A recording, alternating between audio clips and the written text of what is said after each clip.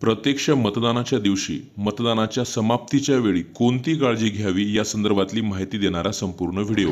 काही कारणामुळे मतदान उशिरा सुरू झालं असेल तरी मतदान मात्र वेळेत बंद करायला लागेल। मतदान बंद करण्यासाठी काही मिनिटे शिल्लक असताना मतदान केंद्राध्यक्ष यांनी रांगेमध्ये जे मतदार उभे आहेत त्यांना चिठ्ठ्याचं वाटप करावं।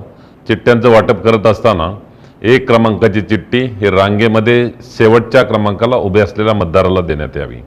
ही चिठ्ठी तयार करत असताना मतदान केंद्राध्यक्षांनी सिरियल नंबर 1, 2, 3 असे क्रमांक टाकून चिठ्ठ्या तयार कराव्यात आणि प्रत्येक चिठ्ठीवरती मतदान केंद्राध्यक्ष यांची संपूर्ण स्वाक्षरी असावी।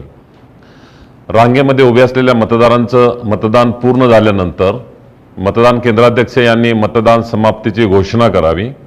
त्यानंतर मतदान यंत्रावरील क्लोज हे बटन दाबून मतदान यंत्र मतदानासाठी बंद करावं। नमुना 17अ च्या शेवटी नमुना 17अ मधील शेवटची नोंद क्रमांक नमूद करून त्याखाली स्वतःची सही करावी व मतदान प्रतिनिधी यांच्या सह्या घ्याव्यात। दिवसभर मतदानाची प्रक्रिया यशस्वीरित्या पार पाडल्यानंतर तसेच मतदान यंत्र मतदानासाठी बंद केल्यानंतर मतदान यंत्र सीलबंद करण्याची कार्यवाही पुढील प्रमाणे करावी। मतदानाच्या दिवशी निर्धारित केलेल्या वेळेला मतदान सुरू करा। मतदानाची वेळ संपण्याच्या काही मिनिट अगोदर मतदान केंद्राच्या रांगेमध्ये असलेल्या मतदारांना चिठ्ठ्याचं वाटप करावं। रांगेमध्ये असलेल्या सर्व मतदारांचं मतदान पूर्ण झाल्यानंतर आणि मतदानाची निर्धारित वेळ संपल्यानंतर मतदान यंत्र रिझल्ट सेक्शनवरील क्लोज कॅप काढून त्यामधील क्लोज हे बटन दाबून मतदान यंत्र मतदानासाठी बंद करण्यात यावं।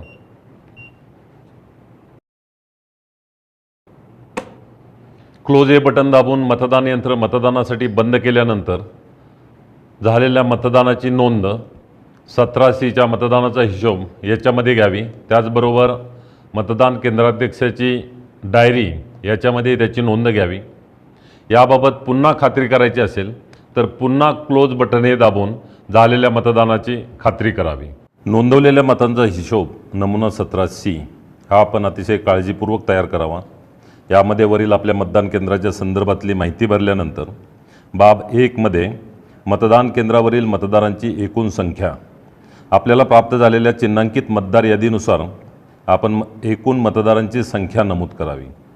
जर आपल्या मतदान केंद्रामध्ये काही EDC मतदान झाले असेल तर त्याची संख्या ही याच्यामध्ये धरण्यात यावी। एकूण आकडा नमूद करावा आणि कंसामध्ये त्याचं विभाजन द्यावं। विभाजन देत असताना चिन्हांकित मतदार यादीनुसार असलेले मतदार प्लस EDC असे नमूद करावेत। बाब 2 मध्ये मतदार नोंदवहीत म्हणजे नमुना 17अ मध्ये नोंदवलेल्या एकूण मतदारांची संख्या म्हणजे जेवढ्या मतदारांनी 17A मध्ये नोंदी घेतलेल्या आहेत त्यांची संख्या बाब 2 मध्ये येईल। बाब 3 मध्ये मत नोंदवण्यास नकार दिलेल्या मतदारांची संख्या, ज्या मतदाराने आपले मत नोंदवण्यास नकार दिला म्हणजे रिफ्यूज टू वोट त्यांची संख्या ही बाब 3 मध्ये येईल। बाब 4 मध्ये निवडणूक पद्धतीचा भंग केला म्हणून ज्या मतदारांना आपण मतदान करण्याची परवानगी दिलेली नाही अशा मतदारांची संख्या येईल। बाब 5 मध्ये 49 MA अंतर्गत किंवा टेस्ट वोट किंवा चाचणी मत म्हणून जे आपण घेतलेलं आहे त्याची माहिती ही बाब 5 मध्ये येईल। याच्यामध्ये अ मध्ये एकूण मतदारांची संख्या येईल आणि त्यांचे अनुक्रमांक येतील। त्याचबरोबर ब मध्ये ज्या उमेदवारांना अशी मतं नोंदवलेली आहेत त्यांची मतं या ठिकाणी नोंदली जातील। बाब 6 मध्ये मतदान यंत्रानुसार नोंदवण्यात आलेल्या एकूण मतांची संख्या, मतदान संपल्यानंतर ज्यावेळेला आपण कंट्रोल युनिटवरील क्लोज हे बटन दाबून मतदान बंद करू त्यावेळेला मतदान यंत्रामध्ये नोंदलेल्या मतांची संख्या आपल्याला घेण्यात येईल व ती या ठिकाणी नोंद करायची। याचा जो हिशोब जुळवायचा आहे त्याच्यामध्ये हा जो 6 आहे मतदान यंत्रात नोंदलेली मते तर तो जो बाब 2 आहे म्हणजे मतदार नोंदवहीत नोंद झालेली मते वजा ज्या मतदारांनी मतदानास नकार दिला त्या मतदारांची संख्या वजा ज्या मतदारांना आपण मतदानासाठी परवानगी दिलेली नाही बाब 4 नुसार त्यामधील मतदारांची संख्या ही मायनस केल्यानंतर आपली बाब 6 ती येईल आणि 7 मध्ये हा हिशोब जुळतो काय याच्याबद्दल विचारणा केलेली आहे। हा हिशोब जुळणं हे अत्यंत आवश्यक आहे त्यानंतर बाब 8 आणि 9मध्ये प्रदत्त मतपत्रिकांच्या बाबतची माहिती आहे. आपल्याला मिळालेल्या मतपत्रिका, आपण वापरलेल्या मतपत्रिका, मतदारांना दिलेल्या मतपत्रिका आणि न वापरता परत केलेल्या प्रदत्त मतपत्रिका. त्याचबरोबर बाब 10मध्ये कागदी मोहरांचा हिशोब दिलेला आहे. आपल्याला पुरवलेल्या कागदी मोहरांचे अनुक्रमांक, आपण वापरलेल्या कागदी मोहरांची संख्या, त्याबरोबरचा अनुक्रमांकही नमूद करावा आणि न वापरता परत केलेल्या कागदी मोहरांची संख्या या आपण नमूद कराव्यात. पूर्ण आपला मतदानाचा हिशोब जो आहे तो जुळलेला आहे याची खात्री करून आपण याच्यावरती सर्व उपस्थित मतदान प्रतिनिधी यांच्या स्वाक्षऱ्या घेण्यात याव्यात. मतदान केंद्राध्यक्षांनी सही करावी आणि याची एक प्रत ही सर्व उपस्थित मतदान प्रतिनिधी यांना देण्यात यावी. साहित्य जमा करण्याच्या ठिकाणी EVM आणि VVPAT याच्यासोबत एक सीलबंद प्रत आपण सादर करावी. त्याचबरोबर एका लकोट्यामध्ये सीलबंद न केलेली प्रतही सादर करावी. तसेच एक प्रत आपण झोनल ऑफिसर यांना द्यावी.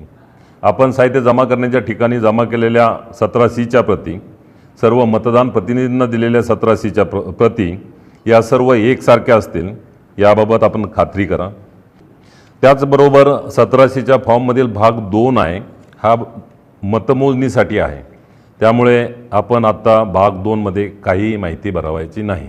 मी असंही सूचित करतो की आपल्याला जे फॉर्म्स मतदानाच्या प्रक्रियेमध्ये वापरायचे आहेत, जे लखोटे वापरायचे आहेत, त्या सर्व फॉर्म आणि लखोट्यावरती आपण विभेदक चिन्ह मारावं.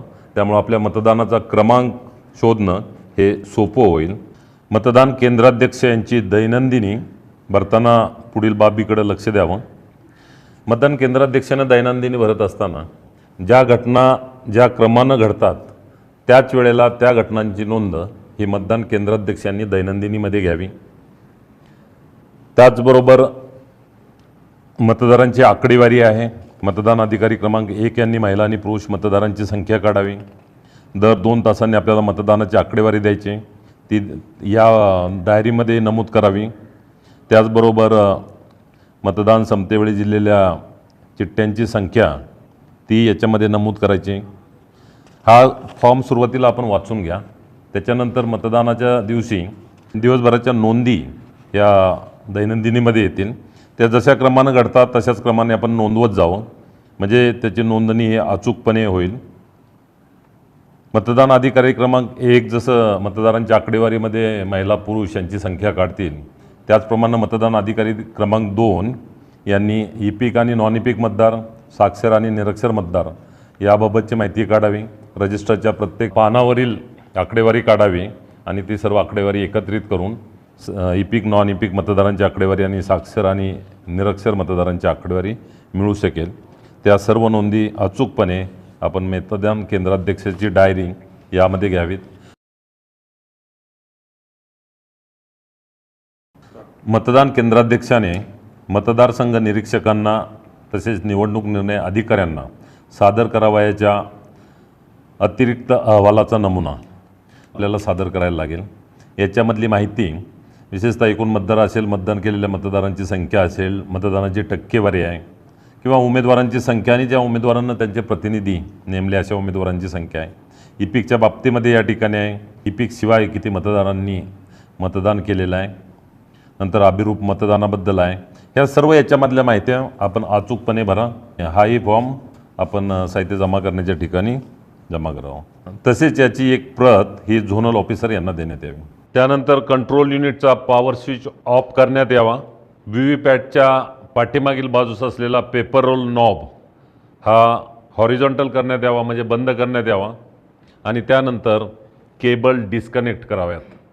कंट्रोल युनिट, बॅलट युनिट व VVPAT ही त्यासाठी देण्यात आलेल्या कॅरिंग केसमध्ये ठेवण्यात यावेत. या पद्धतीने कंट्रोल युनिटची कॅरिंग केस सील करावी, बॅलट युनिटची कॅरिंग केस सील करावी, तसेच VVPATची कॅरिंग केस ही सील करावी. मतदान यंत्राच्या कॅरिंग केस सील झाल्यानंतर मतदान केंद्राध्यक्ष यांनी मतदान यंत्र सील केल्याबाबतचं घोषणापत्र करावं. या सील केलेल्या कॅरिंग केसवरती मतदान प्रतिनिधी यांना त्यांचं सील करायचं असेल त्यांना आपण परवानगी द्या आणि घोषणापत्रामध्ये मतदान प्रतिनिधी ज्यांना कॅरिंग केसवरती आपलं सील लावलं त्यांची नावे नमूद करा व ज्या मतदान प्रतिनिधी यांनी कॅरिंग केसवरती सील लावण्याची इच्छा व्यक्त केली नाही त्यांची नावं नमूद करा.